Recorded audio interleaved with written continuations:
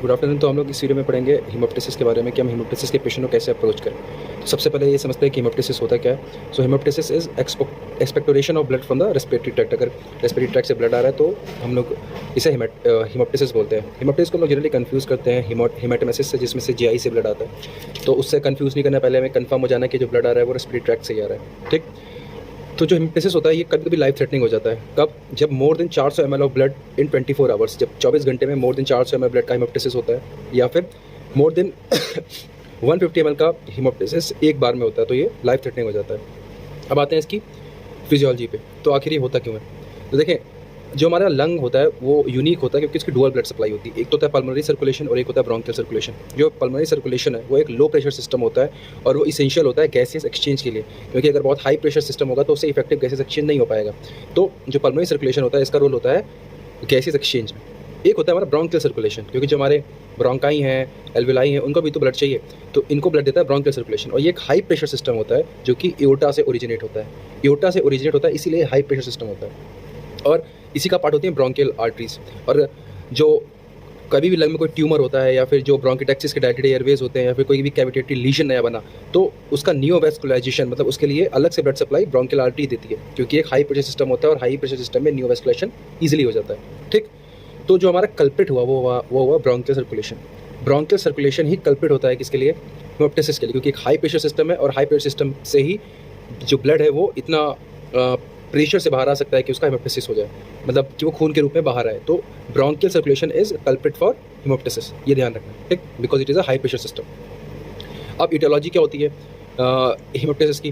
तो इन्फेक्शन हो सकते हैं, जैसे कि जो सबसे कॉमन इन्फेक्शन दे के रखे हैं बुक में वो है स्ट्रेप्टोकोकस न्यूमोनी, हीमोफिलस इन्फ्लुएंजा और tuberculosis. Tuberculosis is the most common world wide cause for haemoptysis. ठीक है, वर्ल्ड वाइड है, सिर्फ इंडिया में नहीं। सेकंड आते हैं वेस्कुलर कॉजेस पे। तो वेस्कुलर कॉजेस में कार्डियक डिजीज हो सकती है, पल्मोनरी एम्बोलिज्म हो सकता है, डिफ्यूज एल्वुलर हेमरेज हो सकता है, पल्मोनरी एडेमा हो सकता है। हम लोग पढ़ते हैं कि पल्मोनरी एडेमा में पिंक फ्रोदी स्पूटम आता है जो कि शो करता है कि वो कि इसमें ब्लड है और वो हीमोप्टिसिस की वजह से आ रहा है। मैलिग्नेंसी की वजह से हीमोप्टिसिस हो सकती है, जैसे कि ब्रोंकोजेनिक कार्सिनोमा में होती है। अगर किसी और ऑर्गन का कैंसर मेटास्टेसिस के लंग्स में आ जाए, मेटास्टेसिस फ्रॉम डिस्टेंट ट्यूमर्स, तो उसकी वजह से भी हीमोप्टिसिस हो सकती है। अगर कोई एचआईवी का पेशेंट है तो उसमें Kaposi sarcoma is the most common cause for haemoptysis. ठीक। मैकेनिकल कॉजेज होते हैं जैसे कि पल्मोनरी एंड्रोमेट्रियोसिस और फॉरेन बॉडी इनहेलेशन। ठीक है, ये सब बेसिक कॉमन कॉजेज होते हैं। सबसे इंपॉर्टेंट ये है कि हम पेशेंट को कैसे अप्रोच करते हैं। अगर हमारे पास कोई पेशेंट आए हीमोप्टिसिस का तो उसे कैसे अप्रोच करें, सबसे इंपॉर्टेंट ये है। तो देखो, जब भी कोई पेशेंट के पास आए हीमोप्टिसिस के साथ तो तुम सबसे पहले उसका हिस्ट्री लो, फिजिकल एग्जामिनेशन करो और क्वान्टिफाई करो ब्लीडिंग की। उससे पूछ के, उससे हिस्ट्री लेके कि खून कितना आया था, एक कप भर के आया था, एक कटोरा भर के आया था, कुछ भी पूछ के उसकी लैंग्वेज में क्वान्टिफाई करो। और देखो कि ये मैसिव है या नॉन मैसिव। मैसिव का मतलब क्या है? मोर देन 400 ml इन 24 आवर्स या मोर देन 150 ml इन 1 को। ठीक। या फिर वो नॉन मैसिव था। अगर वो नॉन मैसिव था तो फिर देखो तुम पेशेंट में रिस्क फैक्टर प्रेजेंट है कि नहीं। रिस्क फैक्टर का मतलब क्या है? अगर एज पेशेंट की मोर देन 40 ईयर्स है और वो स्मोकर है तो ये सब एक रिस्क फैक्टर होता है। ठीक है, तो तुम देखो उसमें कोई रिस्क फैक्टर प्रेजेंट है कि नहीं। अगर कोई रिस्क फैक्टर प्रेजेंट नहीं है तो तुम सिंपल अंडरलाइन कॉज को ट्रीट करो, और ये यूजुअली इन्फेक्शन होता है तो एंटीबायोटिक से हमारा काम चल जाता है। तुम उसे एंटीबायोटिक्स दो और वो ठीक हो जाना चाहिए। बट अगर परसिस्टेंट ब्लीडिंग है तब क्या करना है? या फिर अगर रिस्क फैक्टर प्रेजेंट है तब क्या करना है? अगर रिस्क फैक्टर प्रेजेंट है पेशेंट में तो उसका चेस्ट एक्सरे करवाओ, सीबीसी करवाओ, देखो कोई इन्फेक्शन तो नहीं है, और इसमें प्लेटलेट काउंट्स उसके चेक करो कम तो नहीं है, तो उसका कोगुलेशन स्टडी पीटीआईएनआर चेक करो कि वो कहीं बढ़ा हुआ तो नहीं आ रहा है ऊपर। और फिर क्रिएटिनिन लेवल चेक करना है। क्रिएटिनिन लेवल चेक करने का जो कारण है वो ये है कि कोई रीनो पल्मोनरी कॉज तो नहीं है हीमोप्टिसिस का। जैसे कि एक सिंड्रोम आपने पढ़ा होगा गुड पास्चर सिंड्रोम।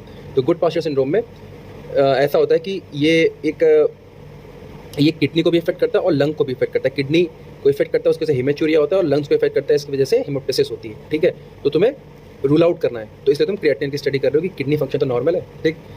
उसके बाद अगर तुम्हें इससे कुछ खास पता नहीं चला तो तुम सीटी स्कैन करवाओ। अगर उससे भी पता नहीं चला तो ब्रोंकोस्कोपी करवाओ। ब्रोंकोस्कोपी करके तुम्हें दिख ही जाएगा कि कौन सी आर्टरी से ब्लीड हो रहा है या फिर कहाँ से ब्लीड हो रहा है। ठीक है, तो अगर तुमने उसका कोई कॉज स्टेबलाइज कर लिया तो तुम उस अंडरलाइन कॉज को ट्रीट करने लग जाओ, चाहे वो कैंसर हो, कुछ भी हो, XYZ, तुम उसको ट्रीट करने लग जाओ। लेकिन अगर परसिस्टेंट ब्लीडिंग है तब क्या करें? ठीक। अब हम लोग यहाँ पे थोड़ा सा रुकते हैं और इस साइड आते हैं। अगर मैसिव ब्लीड है तो क्या करें? अगर मैसिव ब्लीड है तो हम लोग को सबसे पहला हम लोग का काम होता है एयरवेज को प्रोटेक्ट करना। एयरवेज को प्रोटेक्ट करना ज़रूरी क्यों है? क्योंकि अगर हम एयरवेज को प्रोटेक्ट नहीं करेंगे तो हो सकता है वो जो ब्लड आ रहा है वो लंग्स में फिल हो जाए और उसकी वजह से डिफ्यूजन इशू हो और फिर पेशेंट की टाइप 1 रेस्पिरेटरी फेलियर से डेथ हो जाए।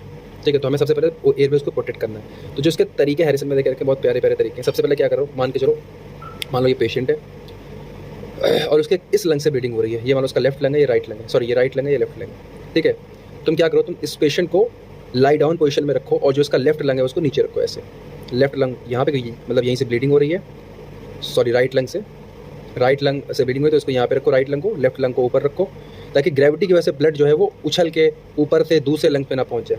समझ रहे हो? ये मतलब अगर ब्लड, क्या पता कि वो ब्लड का बैक फ्लो वो वापस से ब्रोंकस में जाए, वहाँ से ट्रैकिया में जाए और फिर वहाँ से दूसरे लंग्स में भी चला जाए। ठीक है, तो इससे अच्छा है कि तुम उसको ऐसे लटा के रखो लेटर डिक्यूबिटस पोजीशन में, ताकि ग्रेविटी के इन्फ्लुएंस से कम से कम ब्लड जो है वो ऊपर की ओर ना जाए।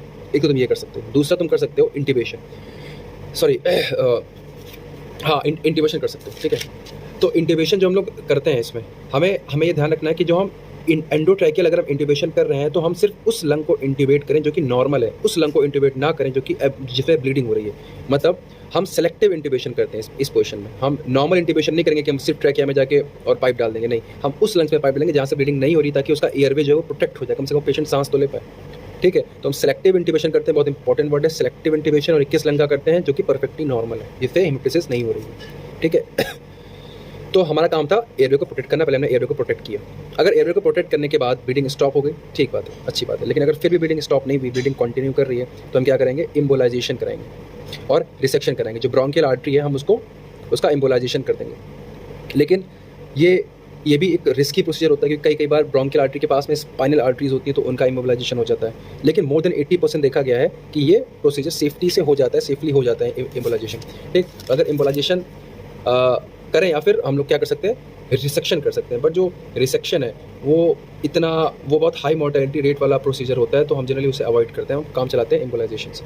ठीक है, तो एक लास्ट में समराइज करते हैं। पेशेंट आया हेमोप्टिसिस के साथ, हमने उसका हिस्ट्री ली, फिजिकल एग्जामिनेशन किया, देखा कितना ब्लड आ रहा है, मैसिव है या नॉन मैसिव है। नॉन मैसिव है, रिस्क फैक्टर नहीं है, तो अंडरलाइन कॉज को ट्रीट करो। अगर ब्लीडिंग फिर भी परसिस्टेंट है या फिर रिस्क फैक्टर पॉजिटिव है, तो chest X ray, CBC, creatinine, coagulation study कराओ। नहीं काम पता तो सीटी स्कैन कराओ, ब्रोंकोस्कोपी कराओ। फिर अगर कॉज स्टेब्लिश हो गया तो उस अंडरलाइन कॉज को ट्रीट करो। फिर भी ब्लीडिंग हो रही है तो उसका एम्बोलाइजेशन या रिसेक्शन करना है। अगर मैसिव ब्लीड है तो सबसे पहला काम है एयरवेज को प्रोटेक्ट करना। कैसे करना है, हमें जिस भी लंग से हेमोप्टिसिस हो रही है, हमें उसको नीचे रखना है, ताकि ग्रेविटी के इन्फ्लुएंस में ब्लड जो है वो उसका बैक फ्लो होकर वो दूसरे लंग में ना पहुंच जाए। ठीक, और ब्लीडिंग को तुमने एयरवे को प्रोटेक्ट किया इस मेथड से। अगर ब्लीडिंग स्टॉप हो गई तो ठीक बात है, नहीं कंटिन्यू हुई है तो हमें एम्बोलाइजेशन और रिसेक्शन करना पड़ेगा। ठीक है, so this is the table which is given in Harrison about the how to approach with a patient of haemoptysis, उसका ट्रीटमेंट क्या है। Thank you.